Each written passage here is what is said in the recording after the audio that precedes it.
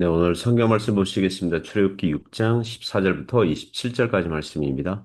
그들의 조상을 따라 집에 오르는 이러하니라. 이스라엘의 장자 루벤의 아들은 한옥과 발루와 헤스론과 갈미니 이들은 루벤의 족장이요. 시몬의 아들들은 여무엘과 야민과 오압과 야긴과 소알과 가나안의 여인 아들 사울이니 이들은 시몬의 가족이요.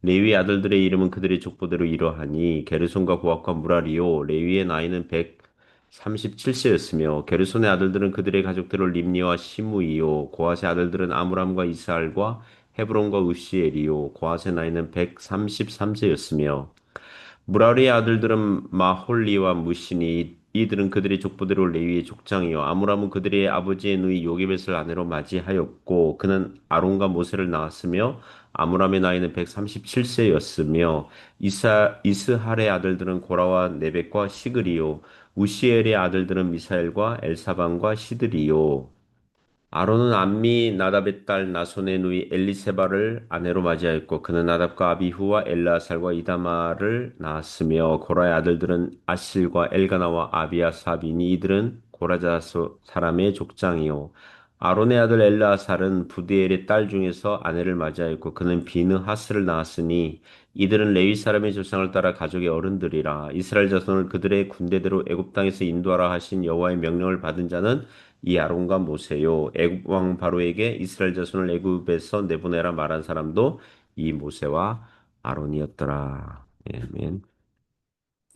네, 오늘 모세와 아론의 족보, 모세와 아론의 족보 이런 제목으로 하나님의 말씀 증거하겠습니다.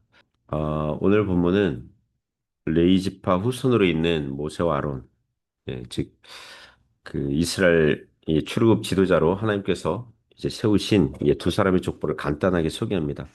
오늘 본문에 등장하는 족보는 이스라엘 열두 지파 족보 전체를 자세하게 소개할 목적으로 나온 건 아니거든요. 다만 모세와 아론을 조명하기 위해서 루벤과 시몬과 레위 지파만, 그러니까 야곱의 첫 번째부터 세 번째 아들, 이 후손들만 언급하는 간단한 족보를 소개하고 있을 뿐입니다.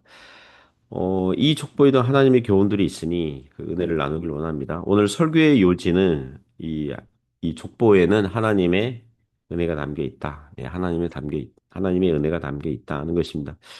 첫 번째로 이 출애굽 지도자 이제 모세와 아론이 이스라엘 백성들 중에서 세워졌다는 거죠. 이스라엘 백성들 중에서 세워졌다. 그 출애굽 지도자가 애굽 백성들 중에서 어떤 사람이, 그러니까 애굽인이 애굽 어떤 사람이 이제 쿠데타에 성공해서 그 여파로 이스라엘에게 해방을 주고 그게 아닌 거죠. 또는 애굽이 아닌 바벨론 사람, 아수르 사람 또는 옛날 그리스 쪽 사람, 페르시아 쪽 사람이 구원자로 나선 건 아닙니다. 물론 이후에 바벨론 포로되었을 때 하나님께서 그 페르시아의 고레스 왕을 사용하시긴 하셨지만 지금 출애굽 시대에는 이 이방인이 애굽과 싸워가지고 애굽을 이겨서 애굽 내에 있는 노예 계급 이스라엘을 해방시켜주고 이런 방식은 아니었습니다. 이미 출애굽에서 노예 계층으로 살고 있던 그래서 이미 노예로 살고 있던 이스라엘 백성들 중에서 하나님께서 레위 지파의 후손들인 모세와 아론을 세우신 거죠.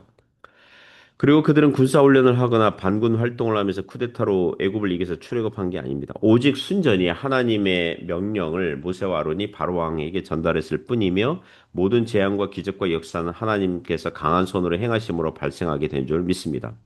그러므로 모세와 아론이 이스라엘 백성들을 군사훈련시키고 테러나 폭력을 휘둘러서 쟁취한 자유가 아닌 거죠. 하나님께서 모세와 아론의 입으로 말씀을 전하게 하실 것이고 그 말씀들이 땅에 떨어지지 않고 역사하게 된 줄 믿습니다. 두 번째 교훈은 이제 부족하고 평범한 사람들을 세우셨다는 거죠. 이제 부족하고 평범한 사람들을 세우신 겁니다. 족보에 나오는 이 사람들 특징 살펴보면 또 14절 보시면 루벤 족보가 나오는데요. 아들들 이름이 한옥, 발루와 헤스론과 갈미 이렇게 나와요. 이 사람들 이름은 약 430년 전에 야곱이 가나안 땅에서 아들 요셉이 총리로 있다는 소식을 듣고 애굽으로 내려올 때의 그 명단입니다. 그러니까 출애굽기 6장의 시점에서는 없는 사람들이에요. 이미 조상들이죠. 예, 이미 소천한 사람들이죠. 다만 역사적 사실을 말하기 위해서 루벤 아들들의 이름을 소개하고 있을 뿐입니다. 그리고 15절에는 시몬 족보가 나오는데요. 특이한 것은 여섯 번째 아들이 가나안 여인의 아들 사울 그래요. 가나안 여인의 아들 사울.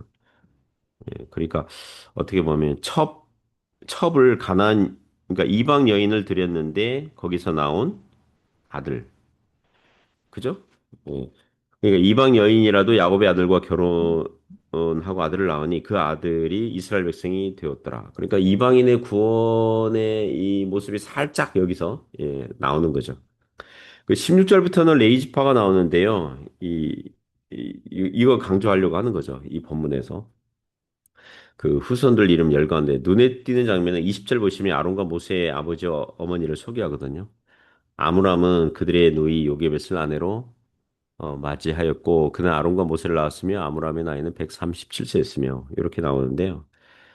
아므람이 그러니까 모세의 아버지 아므람이 누구랑 결혼했냐면 아버지의 누이. 그럼 고모거든요. 아므람의 입장에서 고모잖아요. 아버지의 여동생이잖아요. 고모잖아요. 그래서 어느 학자는 70인경 또는 다른 히브리 성경에선 아주 머니라고 나왔다는 거예요. 아주 머니. 그러니까 고모 쪽이 아니라 어머니 쪽으로 친척. 그래도 이모거든요? 그렇잖아요. 고모 아니면 이모잖아요. 고모뻘 아니면 이모뻘.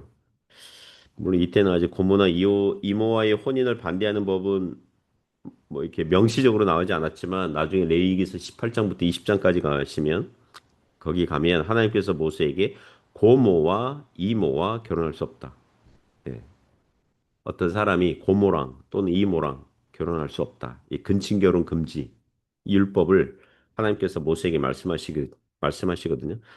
모세는 깜짝 놀랐을 거예요. 그 말씀 들을 때. 왜냐하면 자기 아버지가 고모와 결혼했잖아요. 그러니까 모세 집안도 어떻게 보면 세상적인 시각으로 볼 때 그렇게 썩 모범적이고 훌륭한 혈통은 아니었다. 예.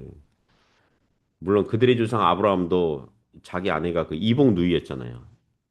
아버지는 같은데 엄마가 다른 배다른 누이였잖아요. 관계가 거시기 하거든요.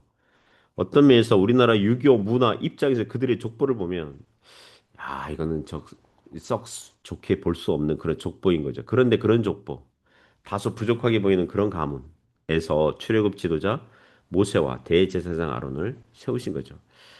나중에 성경은 이 족보를 가지고 계속 진행하면 여호수아서에 등장하는 여리고성 기생 라합이 유다 지파에 들어오고 룻기서에 나오는 모압 여인 룻이 유다 지파의 이 다윗의 그 조상 예 할머니 쪽으로 이제 족보가 들어오고 다윗이 부하 장수 해족서 우리아의 아내 사이에서 솔로몬을 낳았으니 그 부도덕한 여인도 다윗과 이 바람핀 여자도 이 족보에 들어오죠. 그런 족보, 그와 같이 다소 부족한 뭔가 세상적으로 이 훌륭하지 않은 그런 가문에서 이 우리 주님 예수 그리스도께서 그 가문 쪽으로 오시니 인간의 부족함과 대조되는 하나님의 은혜가 극적으로 조명이 되는 줄 압니다. 그렇게 부족하고 평범한 사람들을 하나님께서 얼마든지 사용하시는 것입니다. 하지만 사람은 부족하나 하나님 어떠세요? 결국은 하나님께서 일하시는 거죠.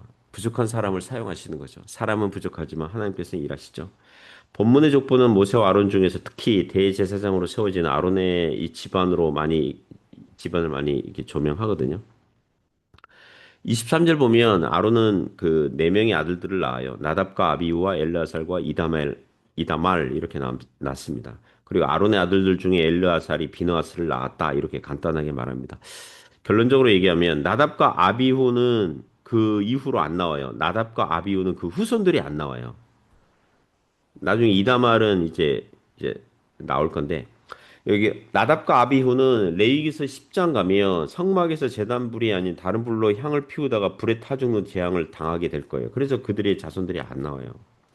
비느하스가 나오는 이유는 민수기서 25장에서 이스라엘 남자들이 모압 여인들과 음행을 하고 그들의 우상 숭배에 빠짐으로 전염병으로 2만 4천 명이 죽어 나갈 때에 그 시몬 지파 지도 중에 하나가 미디안 여인을 이제 진안으로 끌어들여서 이 음행을 하고 있으니 비느하스가 이 종교적 열정, 하나님을 향한 열정에 이 사로잡혀서 창으로 그들을 죽임으로 이 재앙을 멈춘 인물 이렇게 소개하고 있거든요.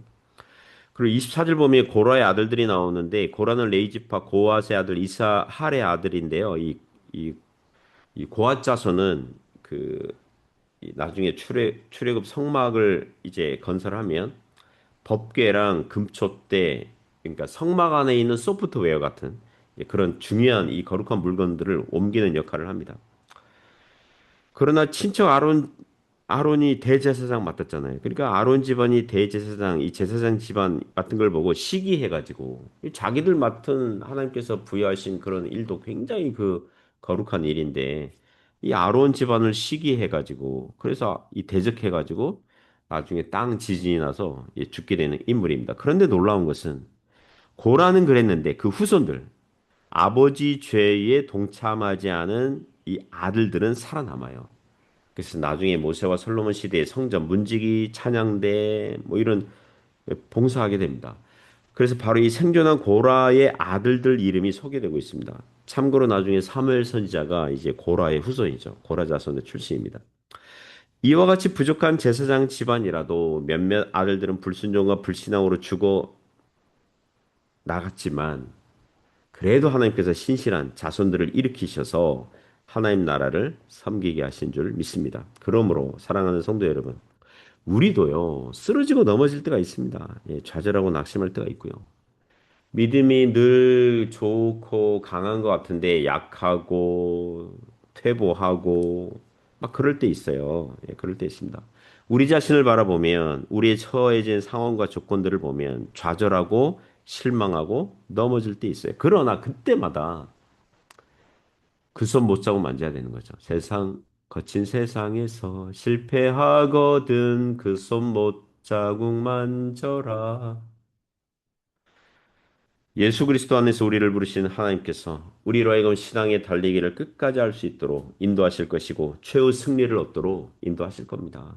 그 주님 바라보는 저와 여러분 되시기를 주님의 이름으로 축복합니다.